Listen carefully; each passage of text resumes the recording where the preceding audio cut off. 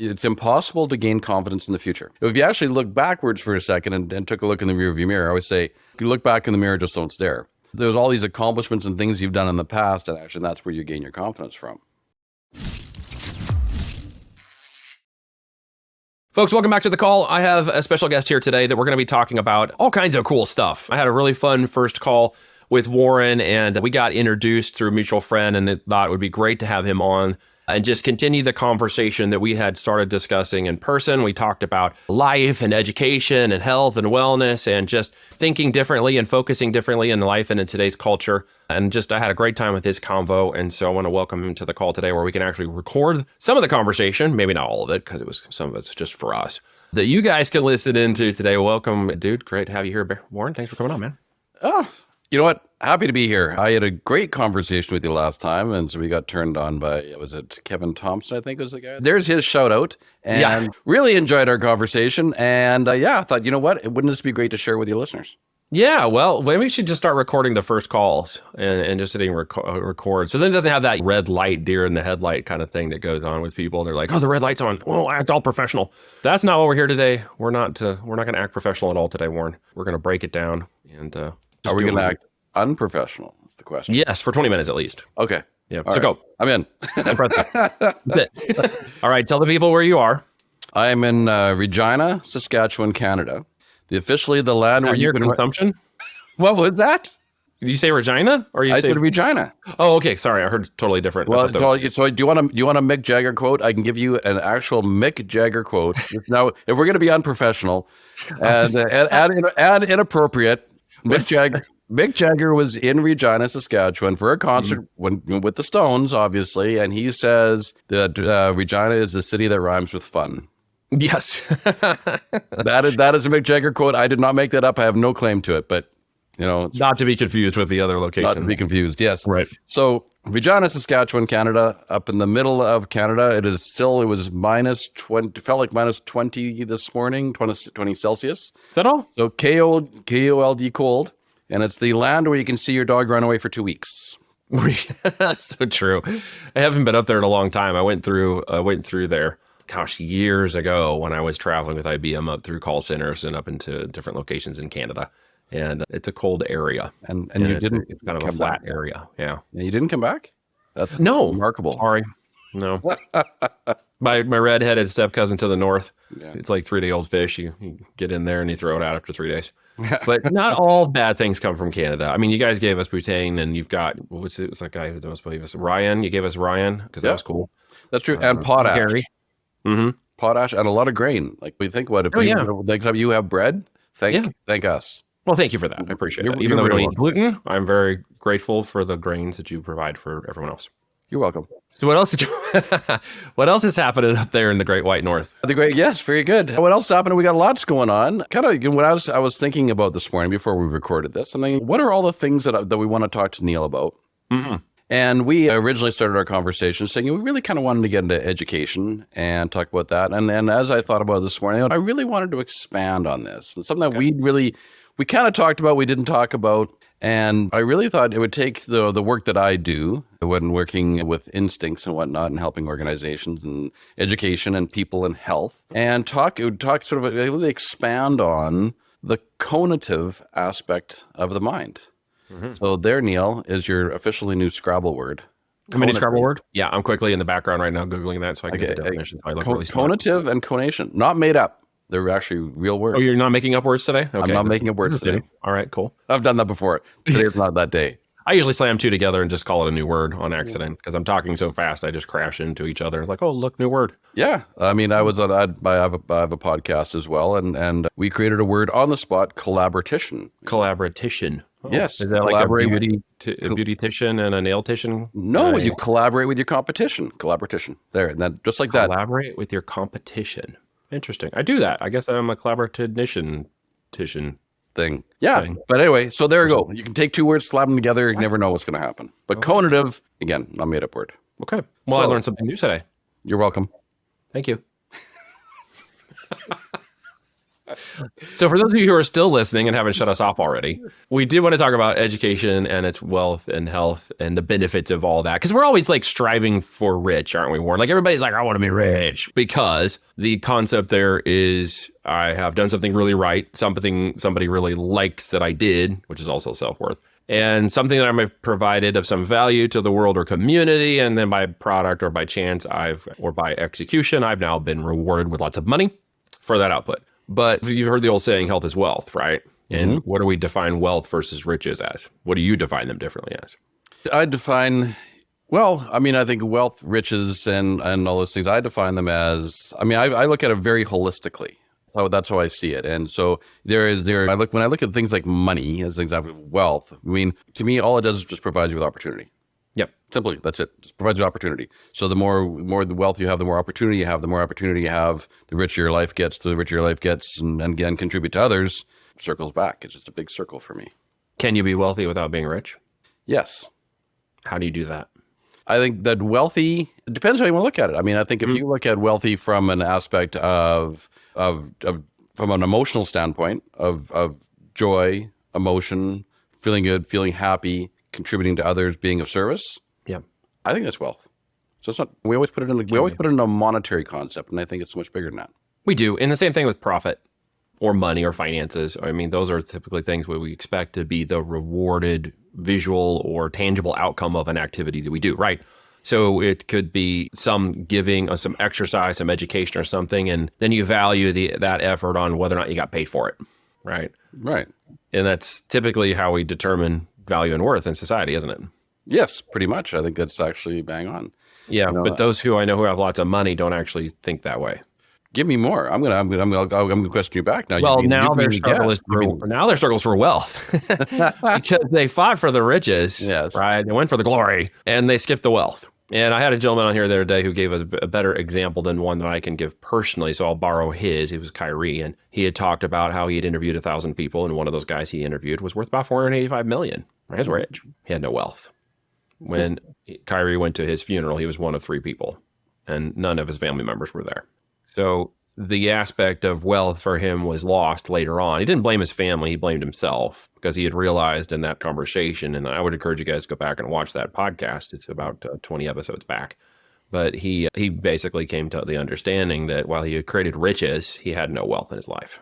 Kind of a powerful but sad ending. That is a powerful but sad. But it does make you stop and reflect, and not to be mournful. And we're just going down this funny trail here. I look into unfortunately my mom passed 2 weeks ago, she was 92, and I will tell you that they would talk about being an executor of the estate. I said when we're talking about this, like, we're definitely not the Rockefellers. I can guarantee that there was not. There's not a lot there. That brings out a lot of truth, doesn't it?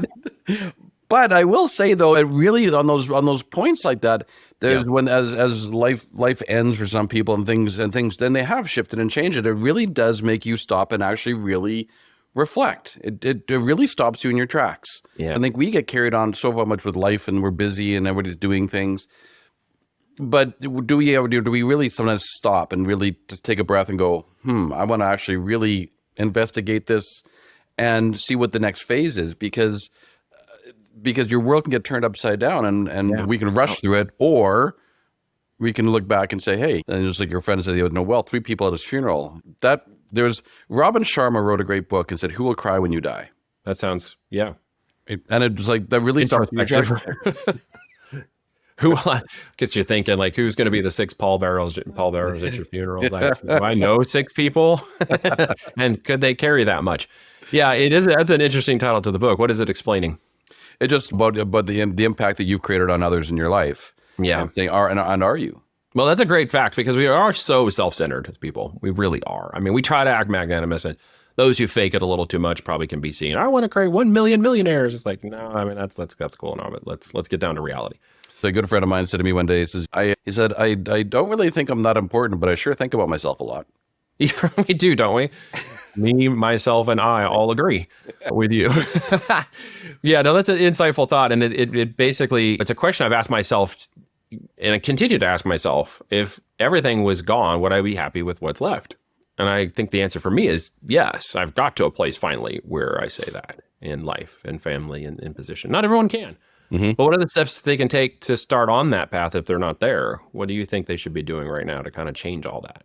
I think that one of the big things is really, and it sounds so cliche, but it's something that I've personally experienced over this last while. And as I was going back to, we were going to talk about instincts and whatnot, but the point is, this does actually tie into this, and it really is. It's finding joy in your life, and it's like the cliche. I used to say, find something that you love to do, and then go make a living at it. Or if you find love in your job, you don't have to work another day in your life. Blah blah blah. And I always thought it was so cliche. And then, but when you actually truly discover it and find it, when you actually align yourself with who you are, with what you're actually doing, and how you're contributing to others.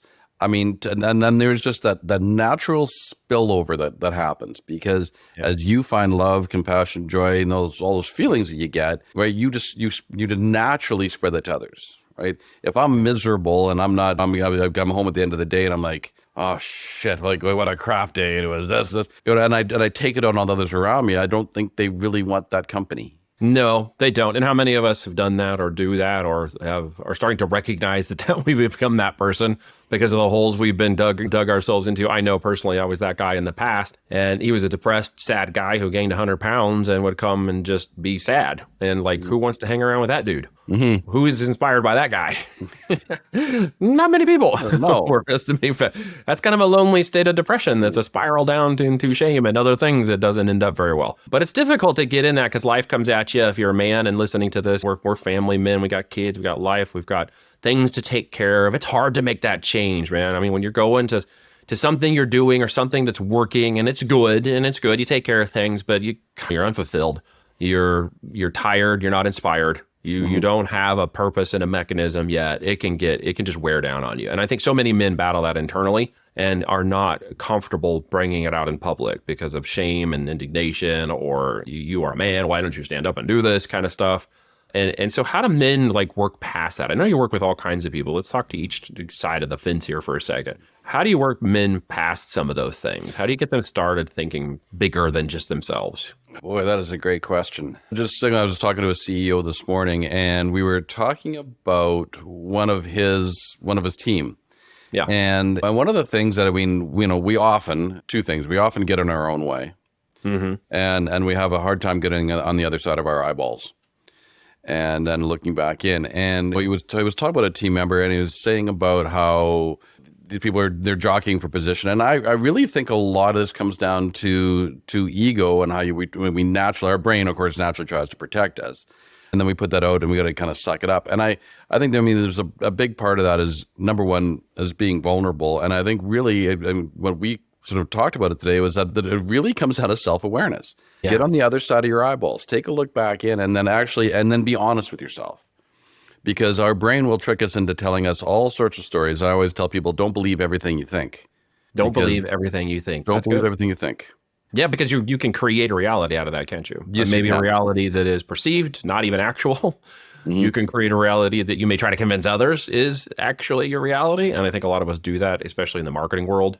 If we're not careful, you can create perceived realities that extol certain things that aren't really you. What I call hopium mindset marketing. $1 million in 30 days. Like, okay, what? It took you 10 years to do that. How am I going to do that in 30 days? Right? There's a lot of that crap going on. Oh, that's good. Hopium. I said hope is not a strategy. Yeah. Hope is not a strategy. It's a good fallback plan, though. You could. Yeah, it's just to the left of that is hopelessness. So, I mean, you just squander around down there in the mud. Not far off from each other, actually. But I really think, though, that was talking about the whole self-awareness piece and ego, and we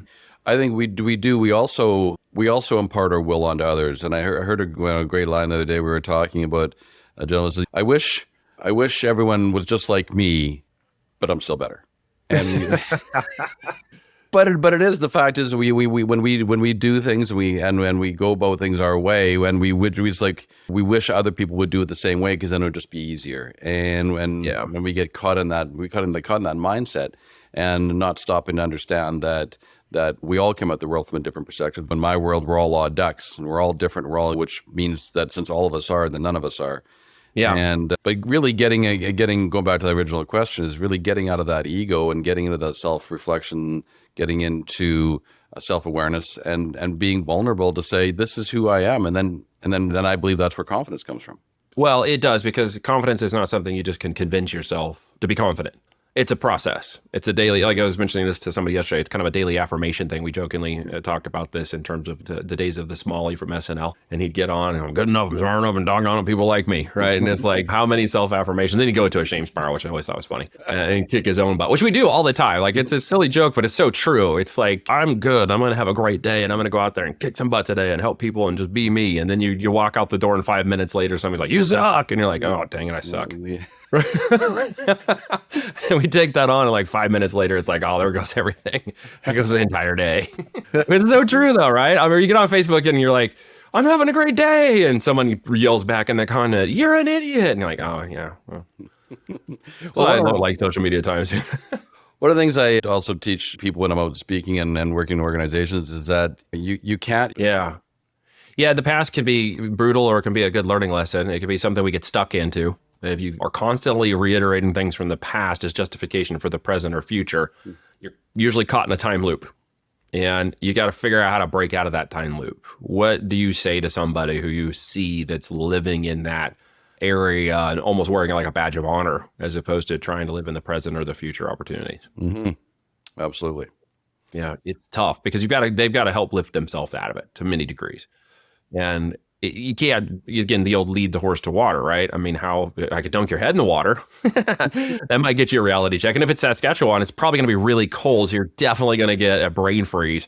And next stop is Tim Hortons and a cruller. But you can rebound from that if you're willing to accept the outcomes. They're never going to be easy, and they're usually going to hurt, aren't they? Mm-hmm. Yeah. Well, so you go back to your funny thing, in Canada, it's actually ice, not water. So then it just hurts. You bang your head on. You'd be lucky to find water that's not frozen up here in Saskatchewan. Well, I had a great line by Steve Sims, and his dad taught him. It says, "You never drown by falling in a puddle of water. You do by staying there." That's so true. That reminds me of, there's another joke that actually I thought of a minute ago that comes back from your location. Is like, where do you, oh shoot, where was it? Where do all the hot women live in Canada? Vancouver. Vancouver. Okay, sorry. I missed the first one back. Yeah, I was going to say, do you either miss that or that joke completely? I heard Vancouver. I did not hear that correctly. All right, we'll edit that out. So no, we'll edit the pause. Yeah. So immediately he's laughing, and it's like, oh, that's so great. Here, I'll help you out. Where's this transition? There it is. Okay. All right. Fixed it. I think there's a button here I push to make that happen. There it is. Ready? Oh, there it is. Yeah. It's a laugh track a minute around here. That's perfect. Thank you. I love your shirt, by the way. People are listening to this probably can't see how bright your shirt is today. It's my thing. Branding. This is my personal brand, and there's nothing wrong with wearing really bright, obnoxious shirts, and then you don't get hit by cars either. But that's true. You have cars in Canada? I thought you just had like snowmobiles and sled dogs. Yeah, and then 2-story igloos. The 2-story igloos. That's what we tell people in the southern U.S. Condos of Saskatchewan. You're into real estate. That's cool. So were we going to talk about like education, health, and things? This is kind of taking a real sidebar. This conversation. Yeah. Well, we can talk about whatever you want.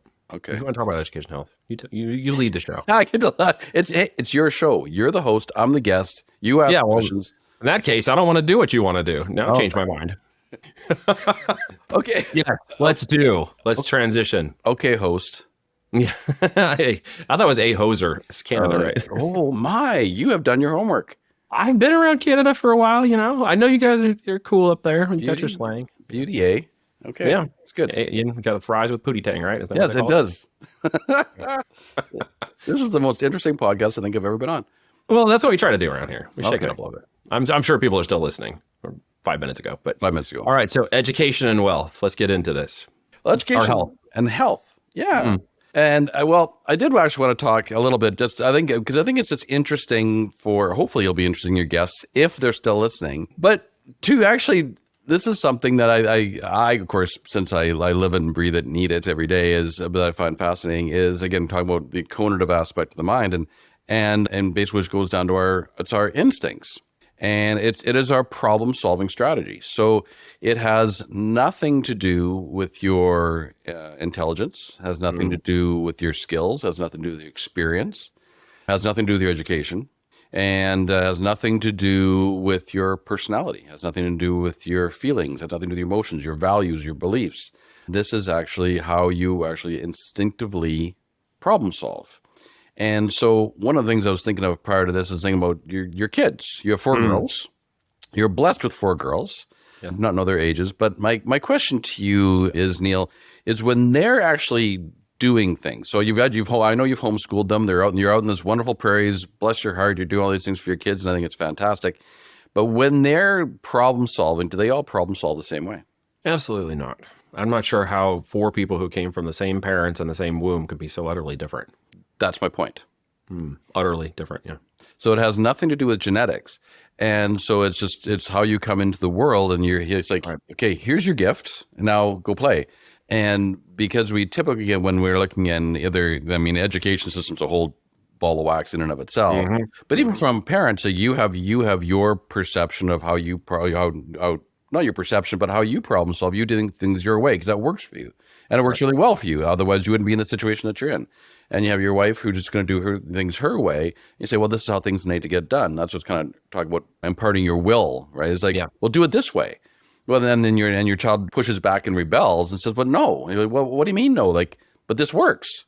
Well, it may work for you, but it sure the heck may not work for them. And I think that in my opinion, is homeschooling, I think is absolutely fantastic because they get to learn. There's so many options for them out where you are. They get to do things their own way. When you put them into a school system, air quotes system, and everything goes into a box. And I have my own personal experience with this is that I did not fit well in that box in school. It did not work well for me. And I can say that for my son as well. And because everything needs to be done the same way, this is how it has to get done. And I completely disagree. And with your kids, they'll do things differently. You have, I guess, hopefully the awareness and the option to be able to, to supply that for them. Where in school, a lot of times they do not have that autonomy. Yeah, they don't have the autonomy. They don't have the attention. I mean, it's a one-to-many relationship in that way. They're usually bundled in, and the kids who are either, doing really well or making a spectacle are the ones that get all the attention. So in this way, because they are going to get more one-on-one tutoring, we can adjust curriculum, we can adjust thinking, we can adjust outcomes, we can adjust expectations, we can adjust ideas to the individual child. And that's one of the best benefits of this kind of system that we've deployed is that we can then independently change and move in flow with each changing child's needs. Because what happens when, Warren, you have a problem in school and you need help? What does the teacher recommend, or what do the parents normally do for you? Well, they usually, in my opinion, on that question is they try to actually figure it out their own way and then impart it on you and say, this is how you need to do it. It's how I see it. How do you see it? Well, in my experience, they'll get a tutor. Okay. So if you got a problem with math, they'll find you a tutor. You got a problem with English, they'll get you one-on-one help, right? They will put someone in front of you for that specific topic and issue and then help you address that and overcome it. We just inverted that systematic relationship and skipped all that. Now, let's think about that. Just on that note, let's say you get a teacher, you get a tutor. When did that teacher or tutor actually ask the student what they needed to problem solve? Yeah. Great question, because I didn't get asked. I just knew that I was failing in math, and so I got a math tutor. Right. So then we're going to, so just keep doing the same thing. We're not really solving the problem. We're just deferring it to somebody else. We're masking it because you're too stupid to understand math. So we're going to go find someone who helps you understand math. When in reality, math isn't my bent. Exactly. So just on that note, and from my own personal experience, and I see this now, and that's why I want to help try to sort of get in and blow up the education system here a little bit. But if you just think about a couple different things, talking about the problem solving process and how kids, adults, people problem solve, is that for myself, I don't want all the details. I don't want the data. I don't want the stats. I don't want all the specifics. Give me the bottom line. Give me the Coles notes. Give me the compressed version. My talent lies really good in generalizing and actually trying to break really complex problems down and simplify. I simplify really, really well. That's what my brain does. That's who I am naturally. And it has nothing to do with intelligence. It's just I don't need a lot of information to start. So when I went to school, like show your work made no sense to me. It's like, well, why do I need? The answer was 8. I got there, but you had to show your work. Well, why? Well, because you need to show. I wanted to make this. This is illogical. Like because I would cut through all the details and get right to the point and go, well, there's your answer, right? Yeah. I would do math in my head, and so, but I had to work. So then I was forced to work really hard to do all these steps and processes in order to get what they wanted.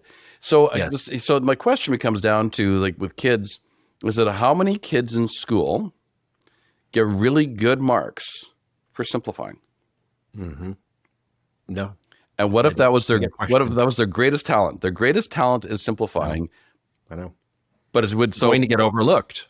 It gets overlooked. You were guessing. You must have been cheating. Right. There's something wrong with it. There's something wrong with it. Did you write this with ChatGPT?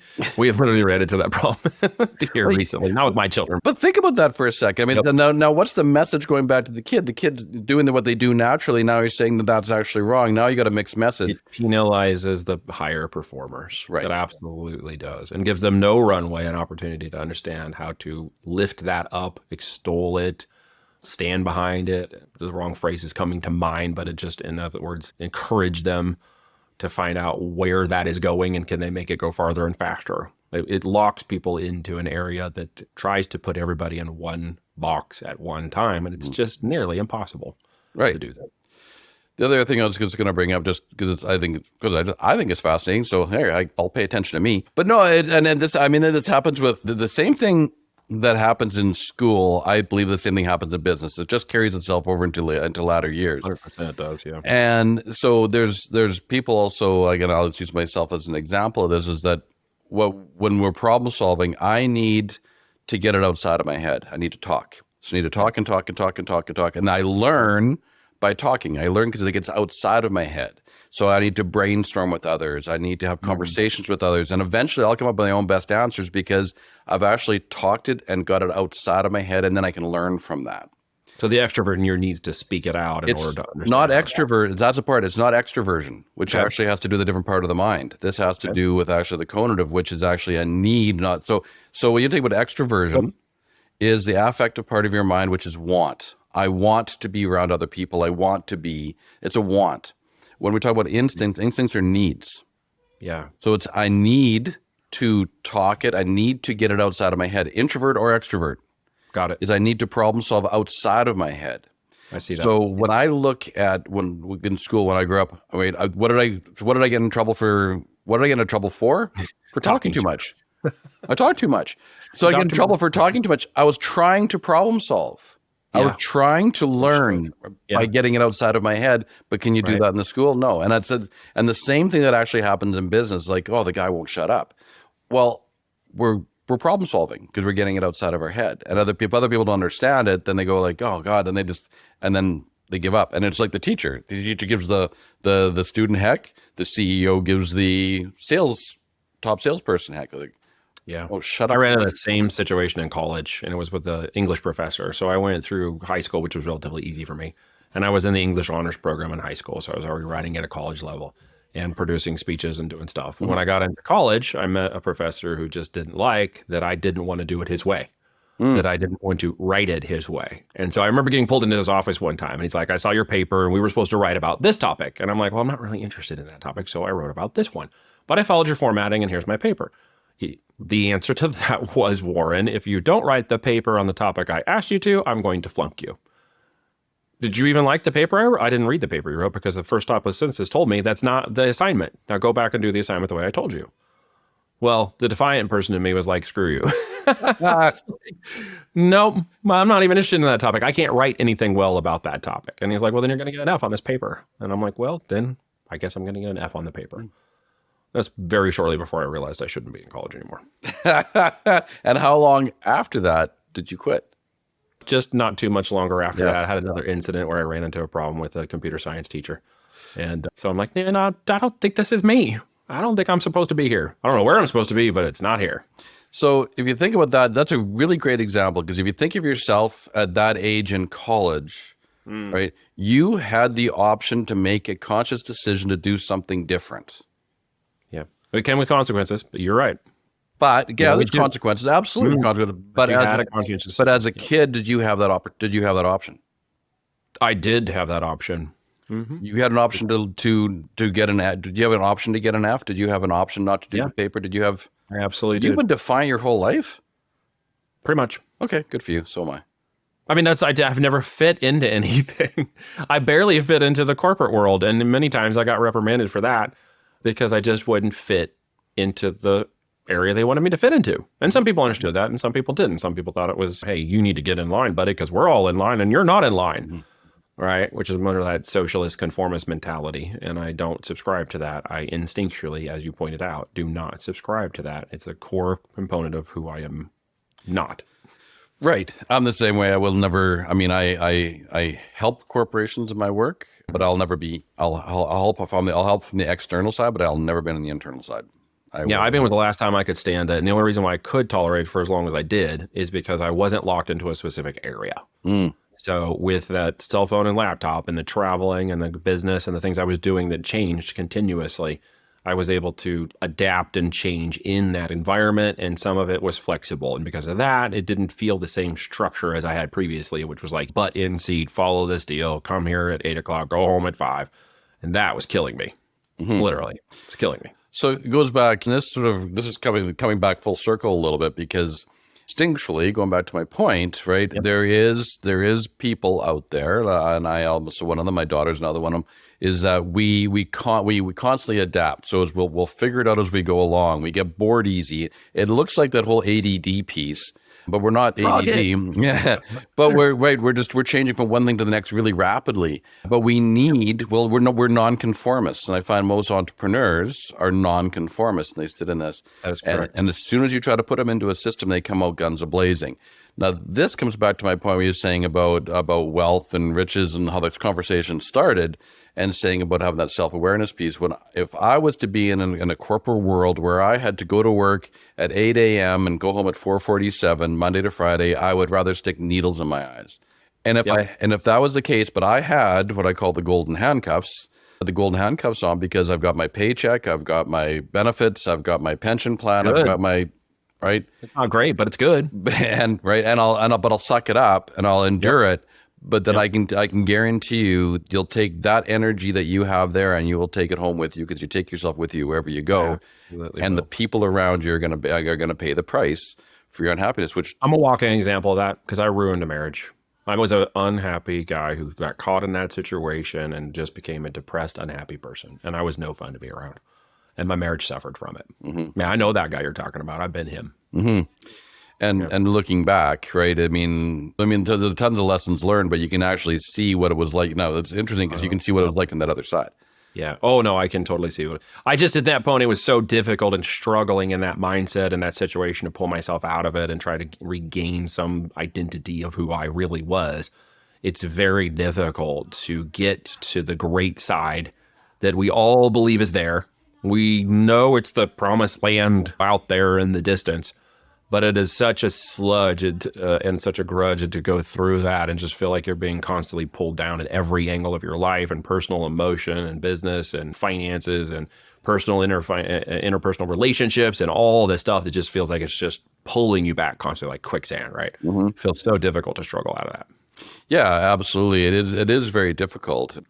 May I ask you a question did you have a defining moment? Did you have a turning point where you changed your mind? May I ask what that was?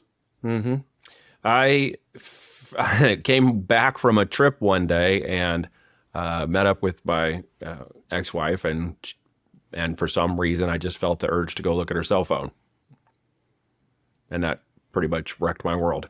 Yep. And so while I was traveling, so was she. Okay. Then that was a defining moment. From that point, everything shifted and just spiraled out of control for a while. Right. Yeah. And it forced me to change. It was a dramatic change moment. And I know we need that sometimes in our lives, and it doesn't always have to be that bad.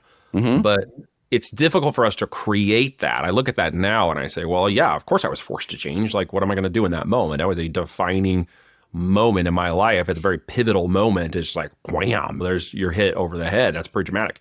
It's much more difficult as I look forward and backwards in time there in that moment to go, well, when did I make the conscientious choices myself, empowered to make big changes that had those kinds of outcome, as opposed to being victimized by changes or situations that forced me to change.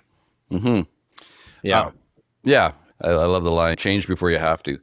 So now when you made that shift back into sort of, that was obviously a very pivotal moment, and it was pretty dark and gloomy. I'm sure it was not very, you weren't a lot of fun to be around, but but there was a time that you found the other side of you that Yes. was you.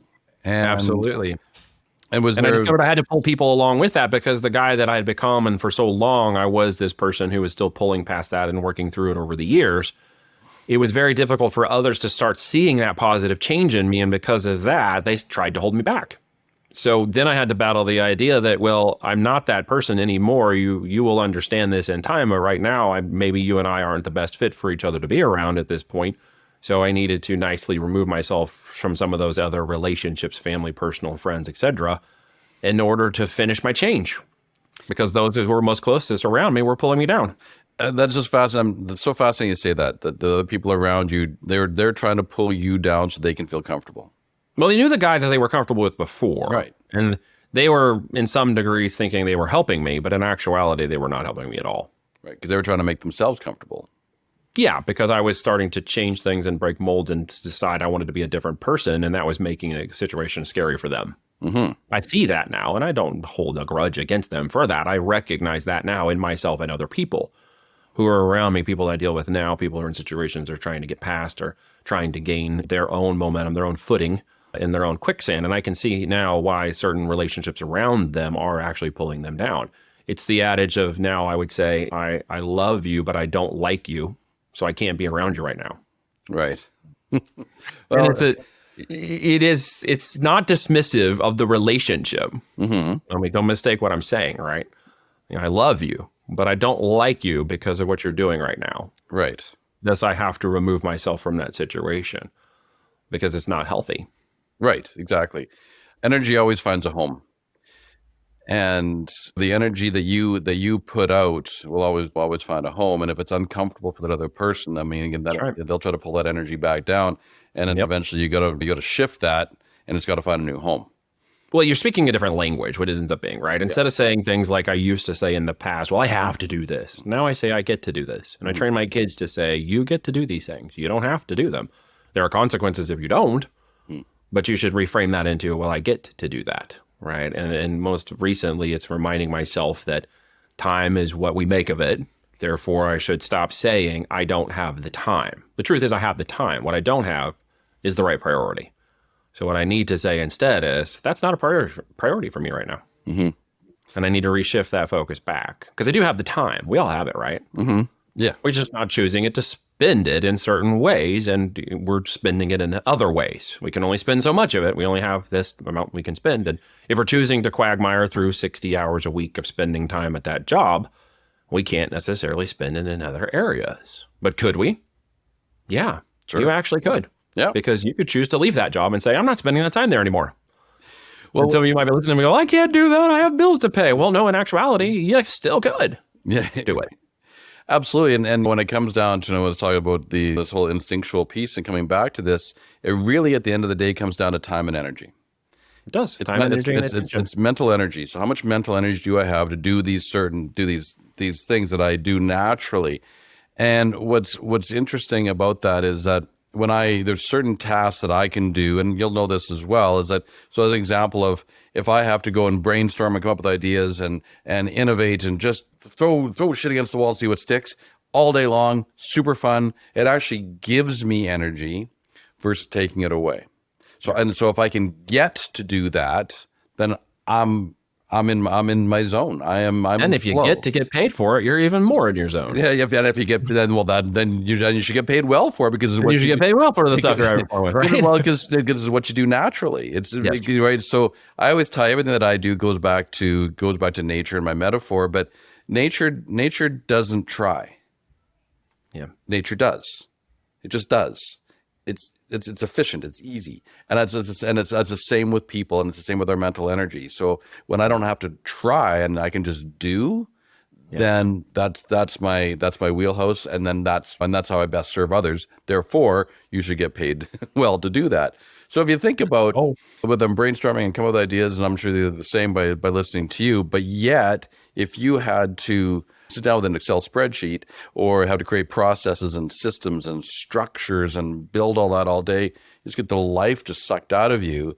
And it's like, right. So that'd be really hard to say I get to do that. It's a good mindset, but it's still not going to change that how you're going to drive how it's going to drive your behavior. So again, going back to understanding this piece and saying, now where do I feel servant for others? And so again, it comes down to that whole time and energy piece. So if you're in a job that's up against yourself, you can get paid and you can have a job and you can, and then it becomes a have to. Right. But when you can actually start to really shape this and start to align yourself into different roles or the things you need to, whether you're in a corporate world or whether you're an entrepreneur or whether you're at the 7-Eleven, right? Do the things that actually light you up and actually become easy and give you energy. And then now we've got something. And there it comes back to wealth. Very well said, my friend. Thank you so much for joining me today and sharing this. Where can people go find out more about you, listen to more of your podcasts, and connect with you?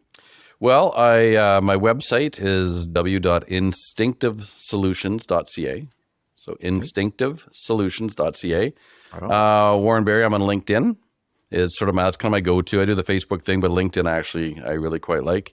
And then I have the Better the Pond Pondcast. The only pondcast in the world. So that one's not hard to find if you want to actually listen. And I think actually you'll be a guest, so we're going to be returning this favor. So, awesome. Yeah. Well, I look forward to that, and I'm honored. Thanks for sharing some time and some wisdom today. We won't hold it against you that you're from Canada. That's okay today. I'm just kidding. I love my Canadian friends. And we have better beer. You do have better beer. That is true. We have crappy water beer here in America, even though I don't drink it anymore. I'm gluten-free. Dang it. Oh, gosh. Let's talk about this. Well, I appreciate you coming on, guys. Check out the show notes below. If you love this conversation today, definitely go check out what Warren is doing. Like it, share it, help us beat big tech, give some love to Warren. He's going to need it in these coming days and months, as he said. No. It's cold up here. I need. It is cold up there. Send love, please. Send love. Send likes. Click really fast. Thanks, guys.